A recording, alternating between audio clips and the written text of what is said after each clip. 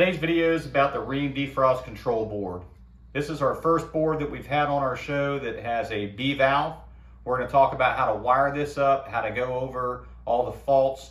We're going to go over many faults because we're going to create them, then we're going to fix them, and then we're going to talk about, how to wire this thing up using live voltage and how to do it on the smart board. That's my favorite part, where we talk about wire by wire and we get to draw a couple of different scenarios. We want to make sure that you do not misdiagnose this. Again, because there's diagnostic lights, you need to be patient so you can count the flashes. Stay tuned.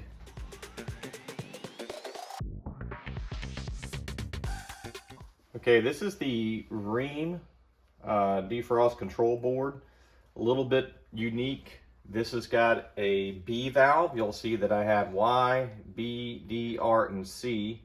And we all know what some of these mean, but some of these are a little bit different. I want to go over that both here and on the smart board. The B is actually for the reversing valve itself. And if we want to run in cool mode, the O types, they need 24 volts, whereas the B types, they don't need any voltage at all. So no voltage here will put the board into a cool mode. If we do apply voltage here, then we're telling the system to run in heat. So you guys got to retrain your brain to think the opposite when you come across one of these. Next over, we have a D terminal. The D terminal is going to be during defrost cycle. It has to release 24 volts on the W2, and that's just going to energize the heat strips during a defrost. So whatever color you're using for your W2, whether it's white or black, just go ahead and hook it up to the D. There might be a purple wire coming off of this, or a blue wire coming off of this, or whatever color somebody put there before you or the manufacturer has placed there. You can just follow it back up to there. So if you see D, that's heat strips during defrost. If you see B, that's just the reversing valve. And the O type needs 24 volts for cooling. The B type needs 24 volts for heating.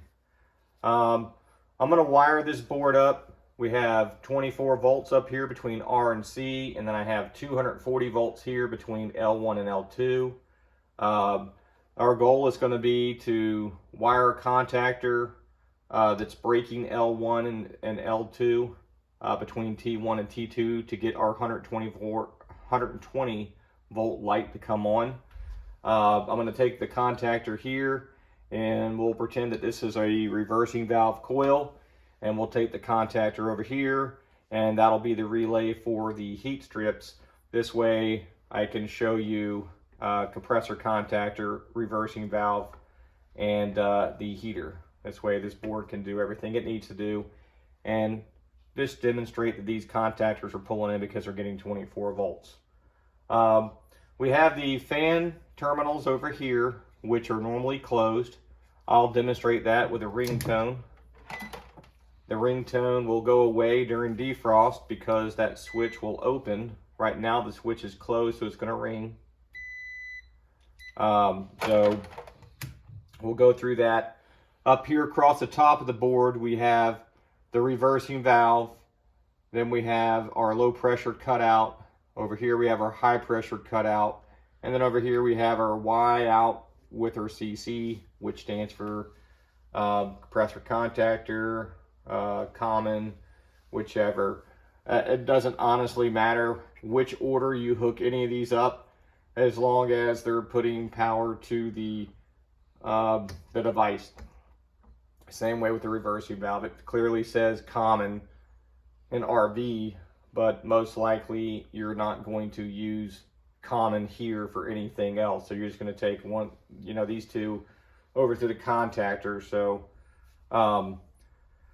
we have test pins that we will be utilizing. We have our plugs for our outdoor coil temperature, that's OCT, and our outdoor ambient temperature sensor, that's OAT. which is plug 4 and plug 3 on the board. And you'll see that with these plugs not plugged in, I can gain a operation. However, it's going to have a fault code. And obviously, if they're not plugged in, then the defrost board's not going to be able to do its job and defrost the unit in time, based on it needing to go into a defrost sooner than the defrost board's timed defrost.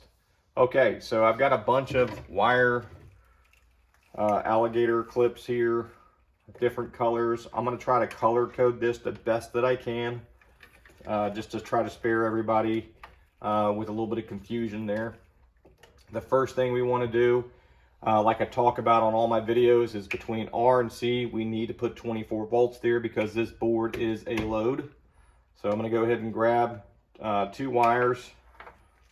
We'll say red and green. I'll use green for common.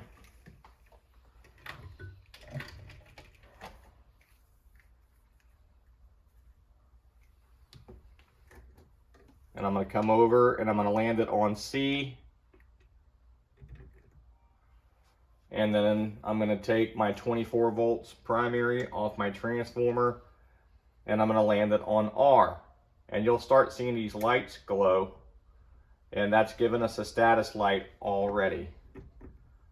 Let me get my clips on here just right, so nothing's going to touch and short out. There we go. Mainly I wanted to protect the red and the C from touching. Red's not going to hurt if it touches something else. Like the D or B or Y. It's just going to short and allow something to come on, but it's not going to damage the transformer.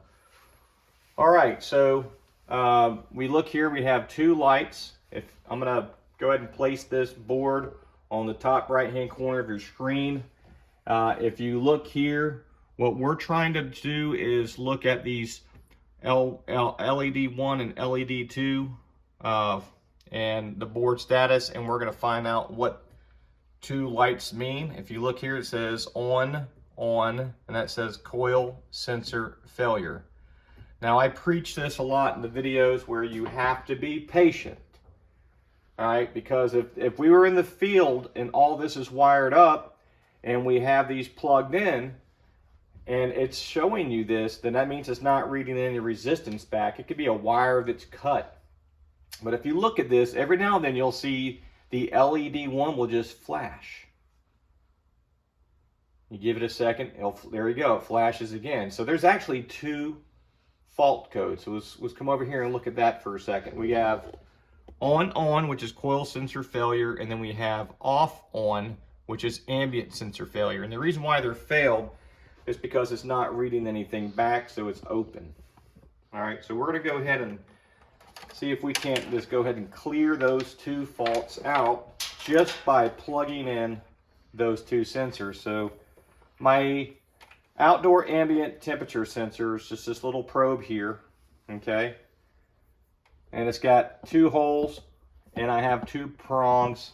And so they've made that pretty easy so you don't hook it up to the wrong section of the board. So that one is complete, and you should not see a flash there again on the LED 1 all by itself. You should just see 2 lights on. It'll flash and then it'll give you 2 lights on, and what that's saying is that is the only fault that you have. And we know on is coil sensor failure. We're going to go ahead and plug that one in, and then that should clear that fault. Now plug 4 on the OCT has 3 prongs.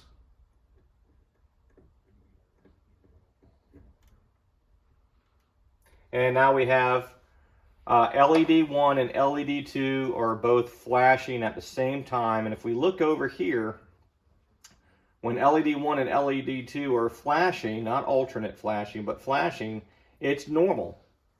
So there's no time delay or anything like that. This thing is ready to go. Now, of course, if we were to give a Y call, we're going to notice what happens, because if you can see up here, my low pressure, my high pressure, all that, it's still open. Nothing's reading back to it. So it's not going to give you a fault because we don't have a call. So we're going to go ahead and wire up a Y call to the board using 24 volts here, and we're going to see what happens there. Got a lot of yellows, and it's a Y call, so why not use yellow? So we're going to go ahead and connect to the board. I'm going to come up and I'm going to connect to the transformer up top. And if you notice, it's already given me a fault code, because now it's getting 24 volt call to come on and run. And now because there's no B call, this is actually in cool mode. So it says LED 1 is solid and LED 2 is flashing. If we look over here, we can see 1 is on, 2 is flash. It says low pressure switch open. So it's reading low pressure switch open. So we're going to go ahead and just close that switch.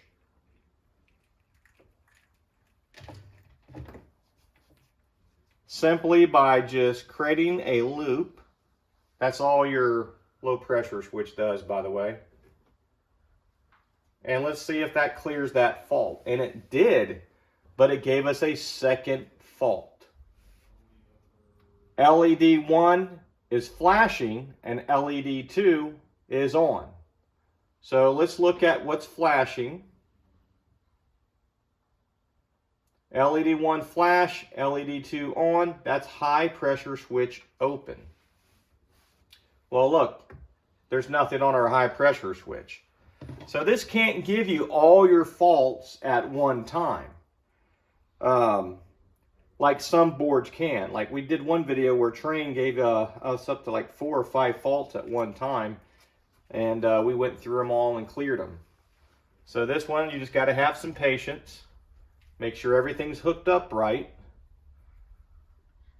We're going to go ahead and close the high pressure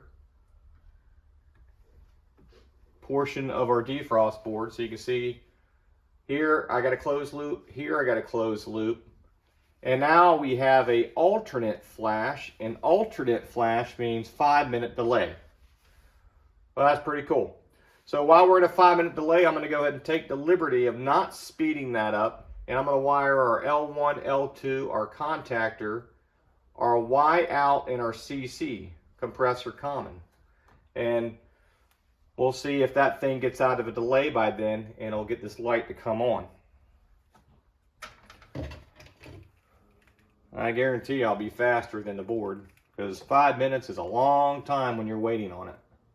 It's like watching a pot of water boil. As we used to say, it's like watching hot dogs boil. Okay. And then we're going to come over here.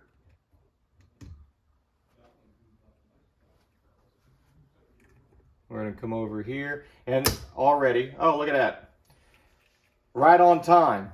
I didn't get my high voltage wired up, but if you notice here, LED 1 and LED 2 are both flashing, and if we look at see what that means normal. So we're out of a time delay, and right on time our contactor is actually energized. And I don't know how well you can see the contactor energized, but you'll know once I hook up this high voltage that that light is on. So we'll go ahead and hook that up. Now this is dangerous because I'm dealing with a live 240 volts. We deal with high voltage in the industry, so when we have like a training tool like this, we want to make sure that we are careful and make sure also that the people training on this you know, get danger close, because in the real world they're out there in the field. They don't have a whole lot of supervision, so we want to make sure everybody's practicing safety. Okay. All right, so if I were to remove the Y call, the contactor drops out. If I were to put the Y call back on, it's not going to come back in because we have an alternate flash which says 5-minute delay. Now, I told you earlier I was going to show you how to come out of that delay. You go to these two test pins, these two prongs. I'm using the lead of my meter, and you just short them out, a little bridge across it, and that'll speed that up. Another thing I want you to take note of, let's just say we had a high pressure switch open up. You see, we have a fault. One flash on LED 1, a solid light on LED 2. Flash and on means high pressure switch open. We can confirm, yeah, it's open. Contactor dropped out. Let's see if the contactor will pull back in when I close it. And as you notice here, it doesn't. Let me get a better grip on that. And so this thing has anti-short cycle protection in the event there's a high pressure event or a low pressure event, and it goes into a 5-minute time delay. So while we're waiting on our 5-minute time delay, we'll go ahead and wire the reversing valve up. I'm going to use the white wire here. I'm going to come over here on the top left-hand corner of our defrost control board where it says RVC and it says B out. So I just used white, and then I'm going to come over here and I guess I can use yellow for common. I'm going to come over, oops, that's white, that's not yellow.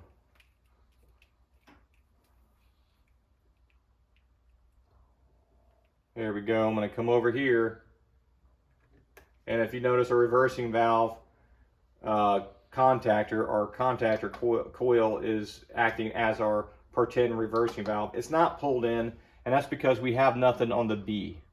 So the moment we were to come down and wire B, I'm going to use red.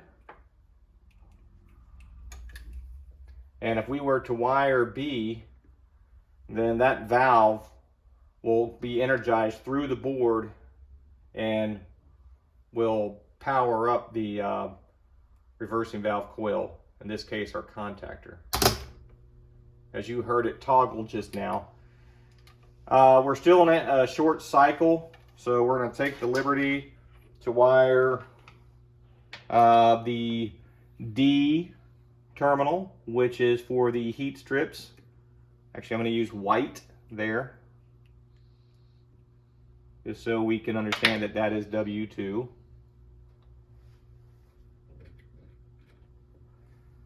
And then I'm going to just go ahead and use yellow for common.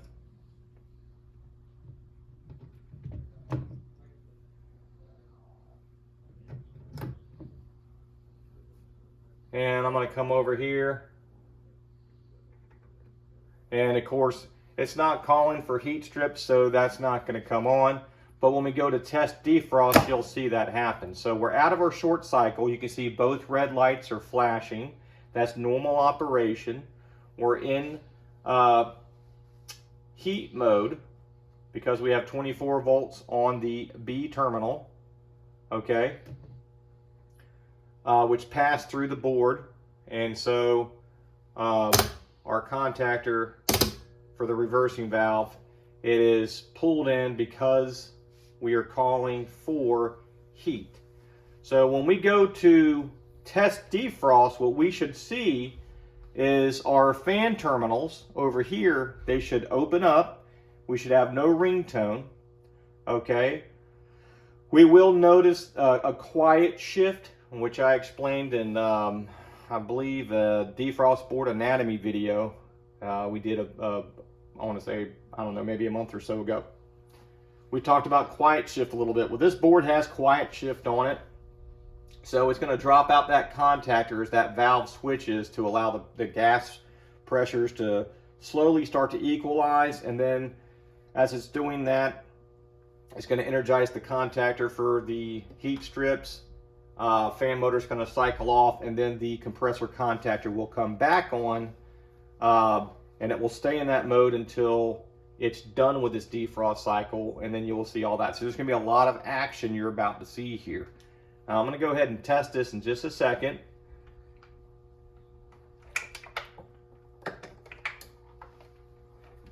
And when I go to test this, there's a couple of ways you can do this.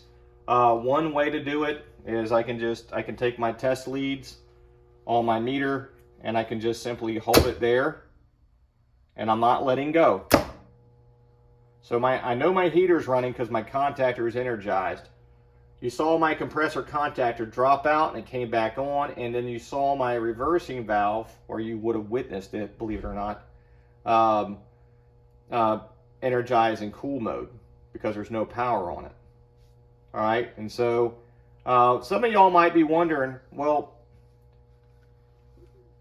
why in the world do you have to keep your lead on test, you know, for the duration of this? Because that doesn't really allow me to test the heat strips because I don't have another lead. I can take my other lead here, and I can come over here to W2 or the D, but I don't have a way to put anything on common. So there is another way of doing this, because once I do this and say, let's see if I'm getting 24 volts on the heat strips, even though here in our lab we can see that it's running, but in the field you can't be in two places at once. So the moment I come over here, guess what? I don't have any power there. So you have to be a little creative. So what I recommend doing, always keep a set of alligator clips, and now you'll see that once I jump these out, it's going to do the same thing. You know, we shifted over, the heat strips are running, and I'm going to witness my fan motor stop running. In the lab here, I can show you what I can do here. I can show you that our heat strips have 24 volts on the D terminal. All right, it says 25.9. I'm going to go ahead and turn the backlight on. 25.9. So if I wasn't in a lab, I can tell that, hey, I'm putting 24 volts out on that W2 terminal hooked to D. On top of that, in the lab, I don't have a fan motor hooked to this. So I should not have a ringtone. And I have no ringtone. You'll witness your fan motor not run. You'll hear the valve switch over. So there's obviously no voltage on the reversing valve. And as soon as I go ahead and take this out of my test mode, there you have it. The valve is now energized. I'm back in heat. I'm out of cool. My heat strips are not running. My contactor did do its little on and off just to help with a quiet shift. There's another way to do this though, and I think this is pretty cool. You can come over here. By the way, let's go ahead and, I know we weren't able to test that our fan motor came on, but you're gonna hear a ringtone here because our relay is now closed because we're out of a defrost. I'm gonna remove the outdoor coil temperature probe. It will create a fault. It's not going to knock anything offline, but by doing that, and it says on, and that means coil temperature sensor failure, which means it's not reading anything. So yeah. Now if I come over here and I hit test, you'll notice that this thing has gone into a defrost, and now it's going to hold it there. And that's super cool because now I don't have to leave my jumper there. So there's three ways of doing what I just showed you. And every now and then you'll see the LED 2 light will flicker, and what that means is on and flash. Let me make sure I'm looking at this properly. Yeah, on and off, so it's not flash. And that just means that it's in defrost. And I can show you that here by when I plug this back in. You're going to see a solid light, and then the second light will be off. So LED is on and LED 2 is off, and that just means we're in defrost. So that was just another way of doing that. So I showed you 3 ways on how to get this board to go into a defrost. Now it came out of its defrost, so the valve is back in heat mode. We did our little quiet shift, that's why you saw our light go off and back on, and then our heat strips dropped out. And like I've said in a lot of my videos, you know, the action of the heat strips, in this case you can see the reversing valve, and of course you can't tell, but the fan motor, a lot of times everything's happening just like that. Good thing for us is the 3 things that need to happen. The heat strips come on, the reversing valve switches, and the fan motor shuts off. We're able to witness 2 of those just by an audible noise. Fan's quiet now. Valve was loud when it shifts. And so all you have to really do is just make sure you're getting 24 volts between the W2 and the common, which is hooked to your D. So I'm going to do that last step one more time. I'm going to come over here, and you're going to notice I'm going to unplug plug 4, which is the OCT. That's our defrost sensor.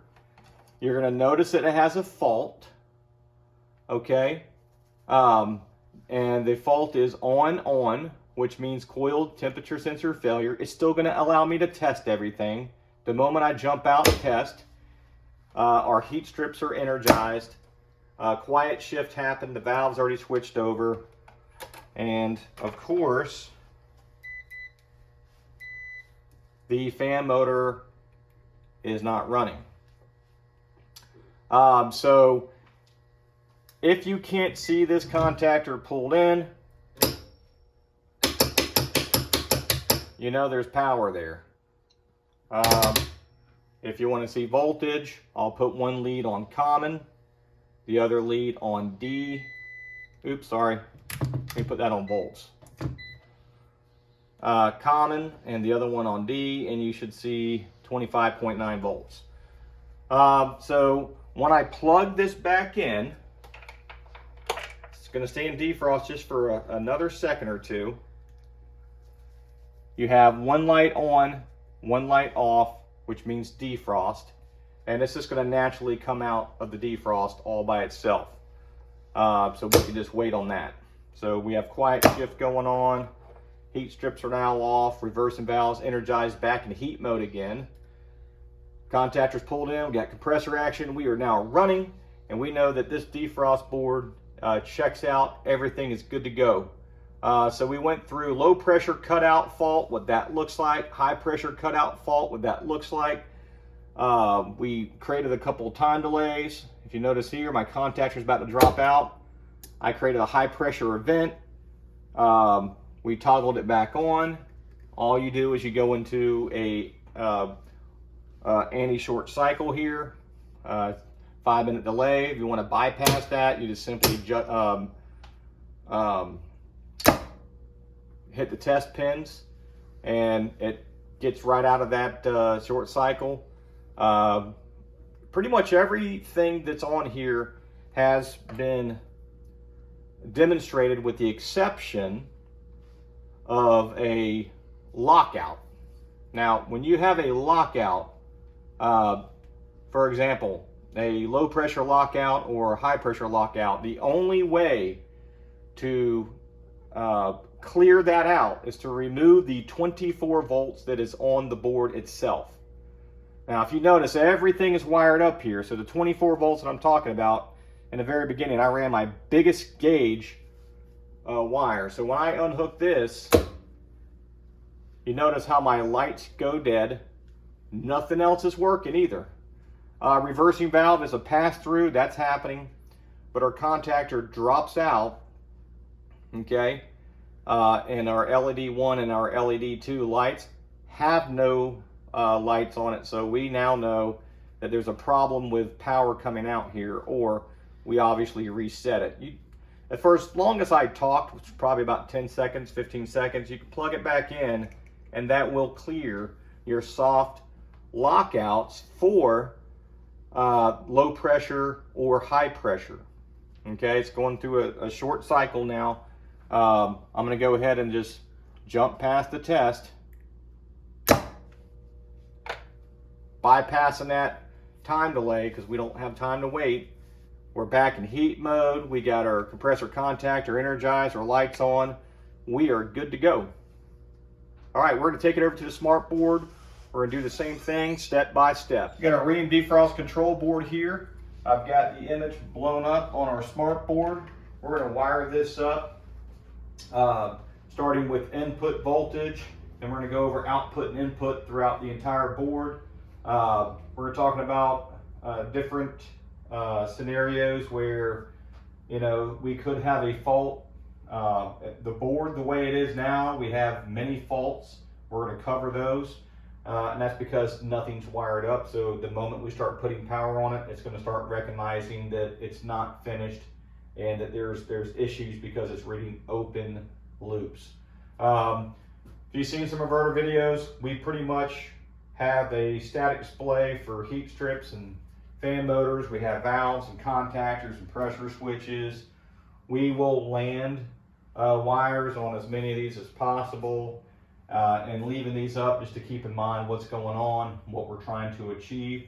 The three things, the fan motor shutting off, the reversing valve switching, and the heat strips coming on all during the defrost. There's two parts to defrost. We have a time defrost, which we have a setting where we can remove the jumper and set it for a different set of minutes based on runtime.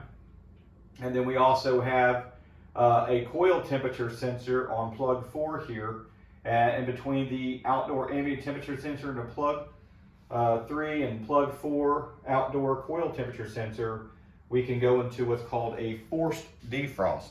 I have those sensors right here. They read resistance. If they are unplugged, it won't read anything back to the board, so it's going to read open, which may say that it's shorted or failed. A lot of times when we change out components, sometimes we don't get the prongs just on there just right, and that could cause a problem. So you always want to make sure that your plugs are on good. Getting right into it. First thing we need to do is establish 24 volts.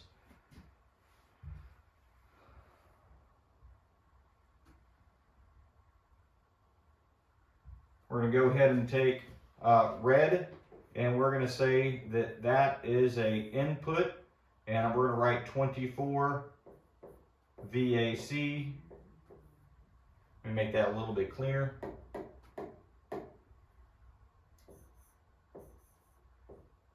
There we go. And then common is right next to it on the right hand side. Common will be a output, that is a path back to the transformer, and that will provide 24 volts to this board. Now the moment you hook power here where we have a path, you will see these status lights will come on. Now because nothing else is wired up down here, it's not gonna provide any power up here.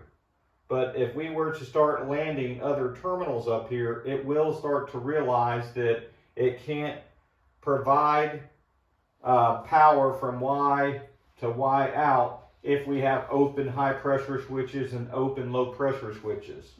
So if I want to bring in my contactor, we're going to have to make sure we look at this in a couple different scenarios, because you may have this situation to where we have a low pressure switch or a high pressure switch that has failed, and we need to just get through that call and allow the system to still run in the event that that switch needs to be replaced. So we're going to go ahead and come over here, and we're going to give it a Y call. This Y here is a input from the thermostat, and that thermostat is providing 24 volts to the board to get the contactor to pull in. Now in this mode, because this is a Rheem, and we all know that Rheem, their reversing valve coils are energized for heat. So if there's no power here, then the system will run in cool mode.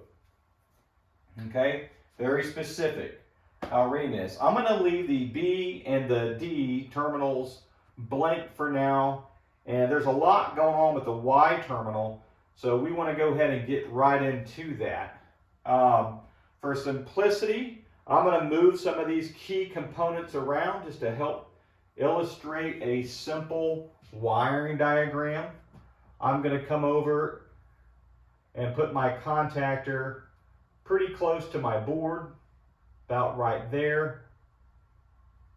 And then I'm going to move these pressure switches over here, pretty close to the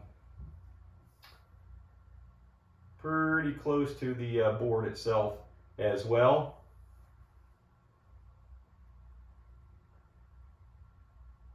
Move that contactor up just a little bit more. There we go. We'll go ahead and get the other pressure switch over here. And if you see what I've done, I've actually taken my low pressure switch and my high pressure switch, and if you look at this, it's kind of funny. All they got to do is this close that loop.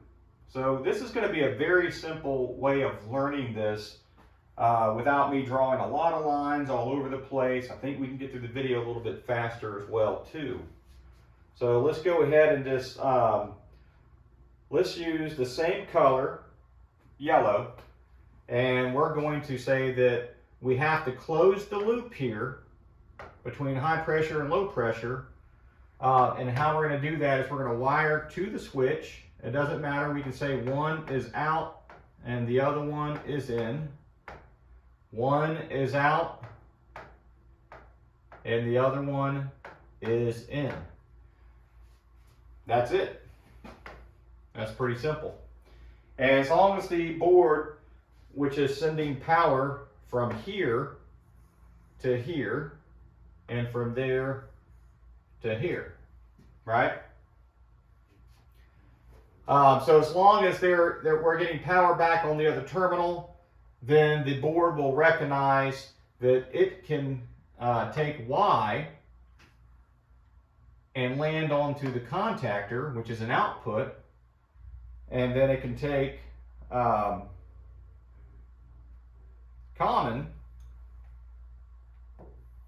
back over to the board, and then of course through the board. That's what that looks like.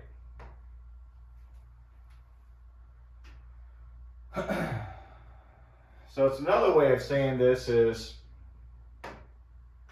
I'm just going to use red, and we can say that if there's power here, then there's power here.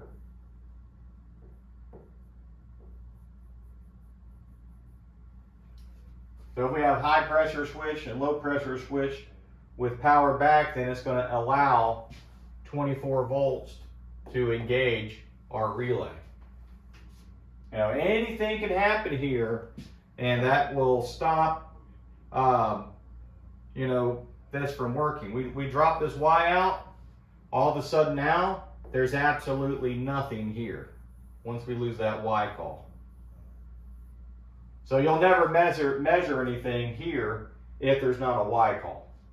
So pretty easy when you're diagnosing this to sit there and go, hey, you know what? We got to have a Y call or we're not going to be able to read power here at all. So let's just say we want to eliminate a pressure switch. We're going to do this one more time. Let's go ahead and get rid of this pressure switch here. And let's just say we have one pressure switch. Say the low pressure switch was bad. And what you'll see here is Y here is an input from the T-stat. We're getting a call for cool at this point because Rheem doesn't have an O-type. They have a B-type reversing valve, right?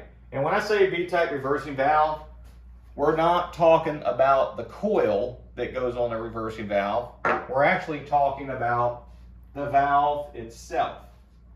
That reversing valve will have 24 volts on it for heat or cool, but if the valve is moved in a different direction. And we have plenty of mechanical videos coming out. But just a real quick sneak peek. Head pressure comes in. Guess what? It either needs to come over to here, or head pressure comes in and that discharge comes here. And so it's got to make a choice, because the other way, cool gas flows. All right, so do that again. We come in and we go this way, and cool gas flows this way, right?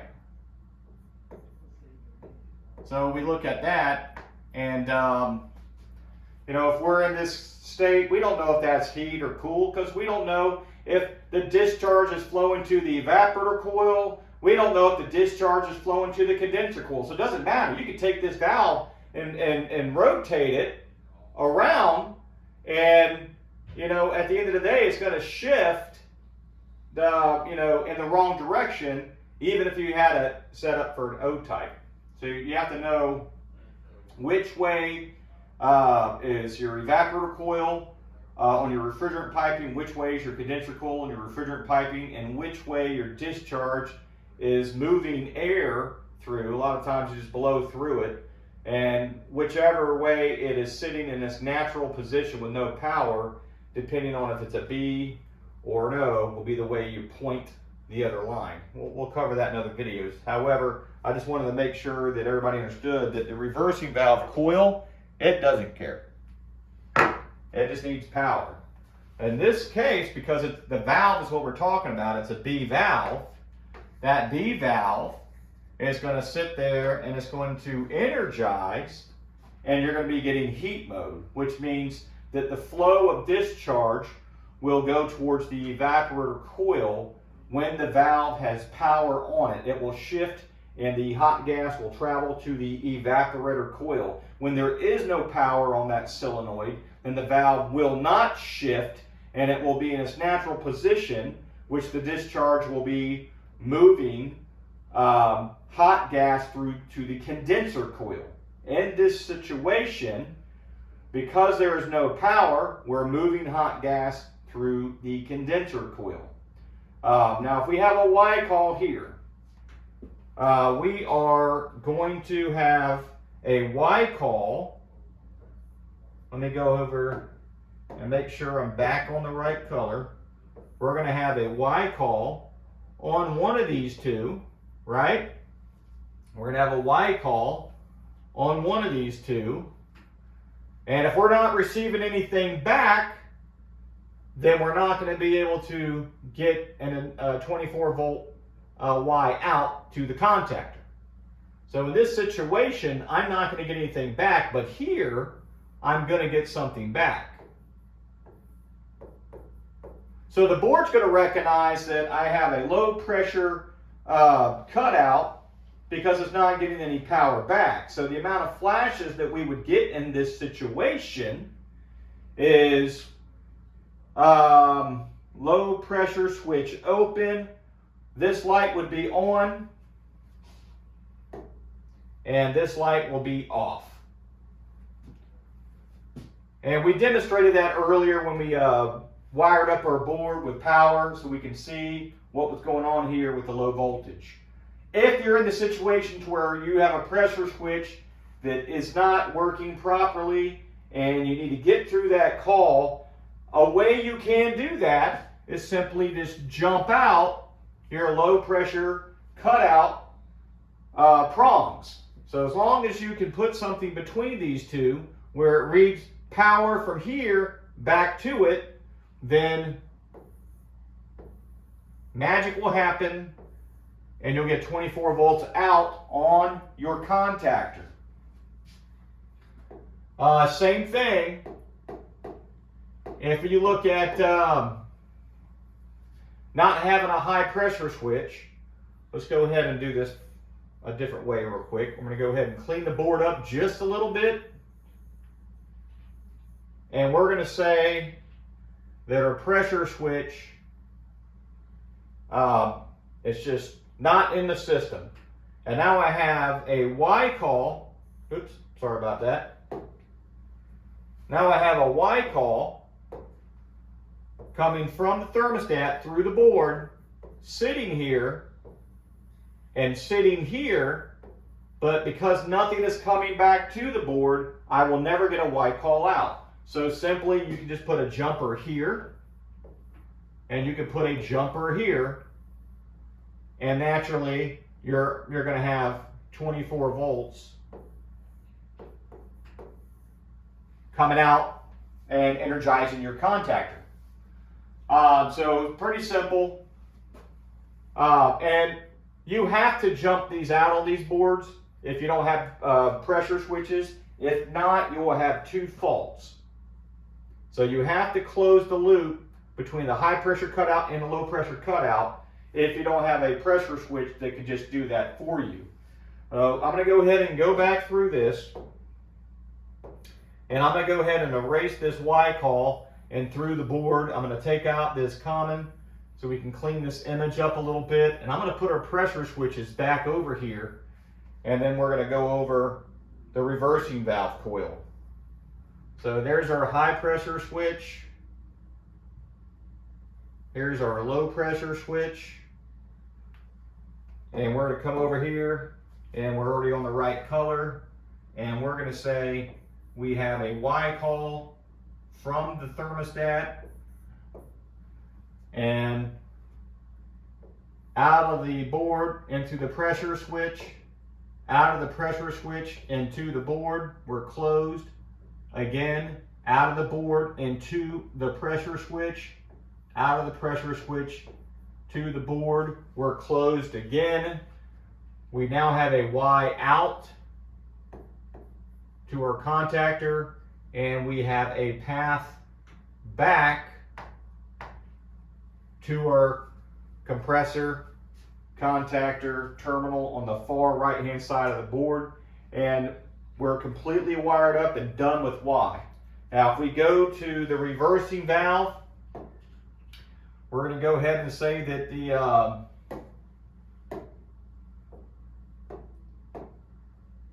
B terminal, okay, is a input, and then from here to here there's a straight pass through, right? And then common, of course. Oh, looks like I have two of the same color. Common through here. All right, and so obviously if we have power here, there's going to be power coming out, coming over to the valve, coming from the valve, back to common, path through the board, back to the transformer. And it doesn't get easier than that. If you can wire up an O terminal, you can wire up a B terminal. You just have to remember that here you're energizing for heat mode, and on the O you're energizing for cool mode. Very important, especially if you're going to install a thermostat or if you're going to put a universal board in there. You can do it, but you're going to have to put a relay in there to make it do the very opposite of what your board's doing. I've done that before. It works pretty cool. However, like I always say, just put the board in there that goes in there, and you just don't have to worry about, you know, having to do a bunch of things that are going to confuse the next person coming in behind you, even though that can very well be the same company. Hopefully it is the same company, the company you work for. All right, so B, N, we have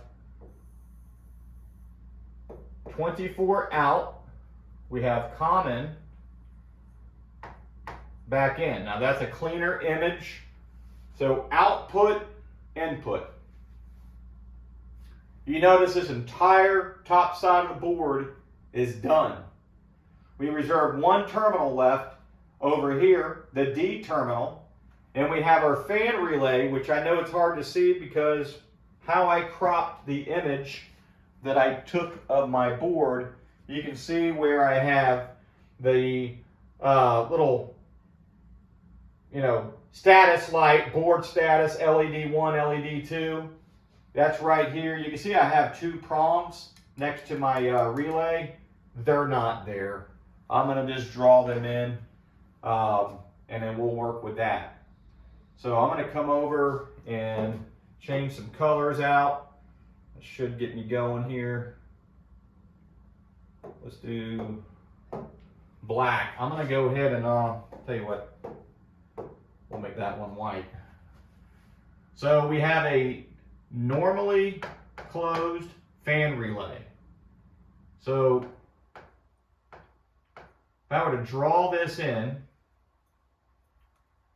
I said that terminal and that terminal. Okay, that's a really cool way of looking at it. All right, this is normally closed, so we're going to see like that little, I don't know how well that's showing up. Hopefully that looks pretty good. But this is normally closed. So whatever I have coming in here is going to be coming out here. So this is where I break my fan motor. So normally it's closed, so the fan is always running when the contactor is energized. So basically, how it actually looks is the contactor comes in and then out of the board back out to the motor. So the contactor can drop the motor in and out, and then the relay, if the contactor is energized, it can still drop that motor in and out based on if it's in defrost or not. I'm not going to leave it up there like that because there's a cleaner way of doing this.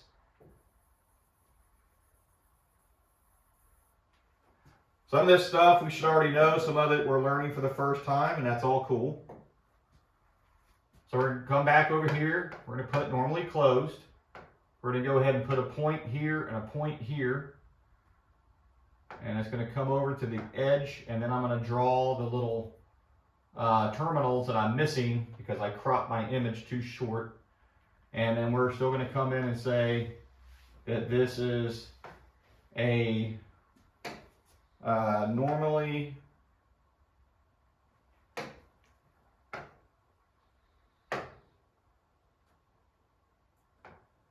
here we go. Hopefully you can see that. Normally closed relay. And then we're going to say power came from down here somewhere because obviously our contactor is not going to be right there. So we'll say we have 110 volts. It can be L1 or L2. However, if we have L1 coming in, we have L1 going out. If we had L2 going in, then there is L2 going out. So whatever's coming in here is what's coming out of here. Some cases it's 24 volts going in and going out, depending on which model unit you're working on.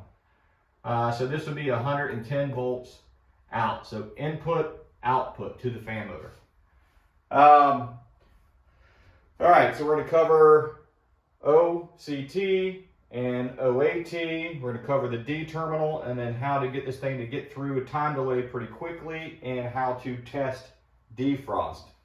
The D terminal, I'm going to go ahead and use black since it's going to show up best. All right, this is a output from the board during the defrost cycle. We will have 24 volts on W2. Obviously, this is coming all around, and that's going to energize those heat strips inside the air handler. The OAT and OCT, those have to be plugged in. That's plug 3 and plug 4. If they are not plugged in, we will show a fault. We'll have normal operation. We demonstrated that. However, we won't have a good defrost cycle. So we want to make sure those are always plugged in. And so it has to read something closed with the right resistance. So I'm just going to say that we have a sensor here. And we have a sensor here. And this one is outdoor ambient temperature. And this one is outdoor coil temperature. And these are those sensors. They're reading resistance.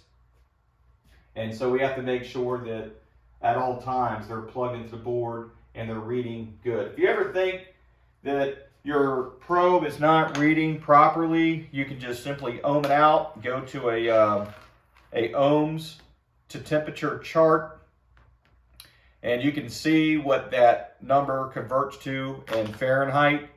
And those ohms are going to tell you if it's within range. Don't ever expect anything to be right on the money. But if it's within, you know, a good 5 or 6 degrees, that's going to work just fine if it's down, you know, super cold at night. But if it was reading like 80 degrees on a 50-degree day, that's a problem. So make sure they're within a respected range, you know, so you can appreciate, you know, what it can do. If they're like 10 degrees off, that's not good. I'd say start worrying if it's more than like 6 degrees off. But if it's like 10 degrees off, I would make sure that I'm replacing that. The test pins over here, and we're referring to these test pins right here. All right, you can short those out and you can speed up the time delay. There's also a spot on the board here that says that you can actually cut that to get rid of the delay. I don't know why you would want to get rid of a time delay, especially when you can simply just take that and speed it up, and it takes literally a second. These delays are very important because you want to make sure that there's not any short cycling going on with the compressor. So if something were to open and close, you want to make sure this board is going to sit there and delay the operation. But for some reason, they thought it was beneficial to have that feature there. All right, so if I wanted to put this in a defrost, the first thing, the board, for me to properly test this, I need to remove power on, you know, I would say I need to remove power on red, clear any faults. This way I can look at status lights. That way, while I'm going through this operation, you know, there's nothing there that's going to confuse, you know, the checklist, right? I went through this on the wiring, and I showed you 3 ways to put this thing into a defrost. Definitely refer back to that.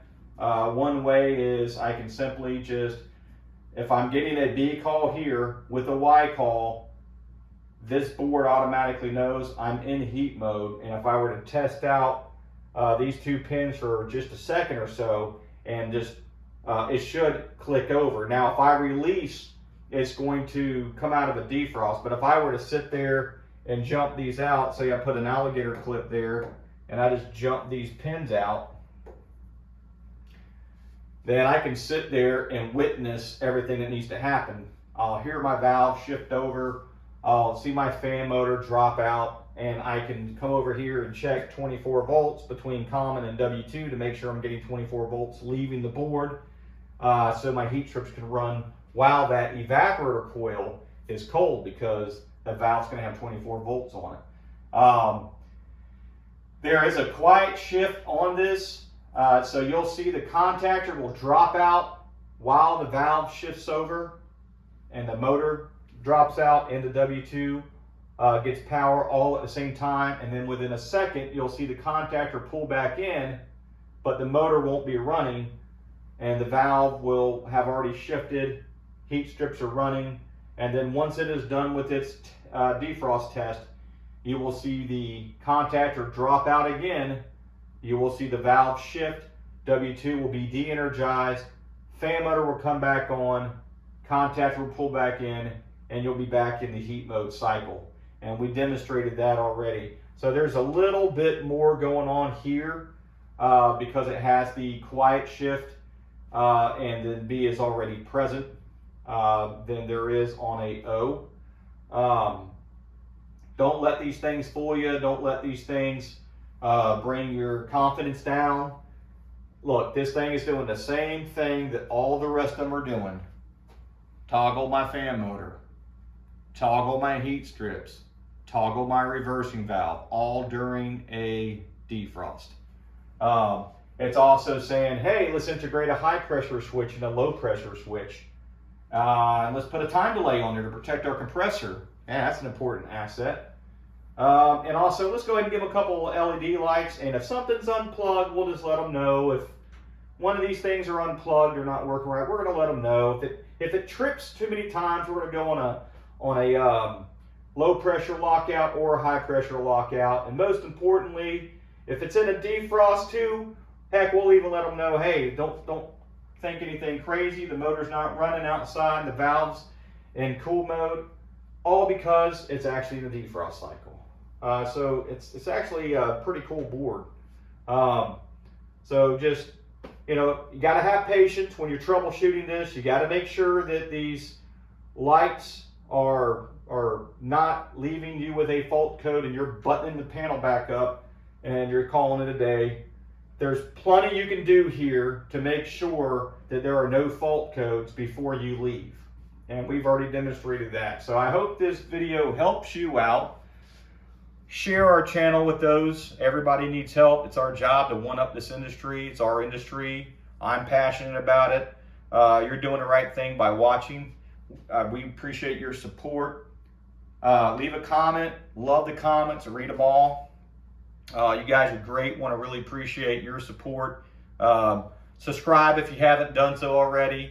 And like our channel or like our videos as much as possible. That all supports the algorithm so more people can find us. Thanks and have a great day.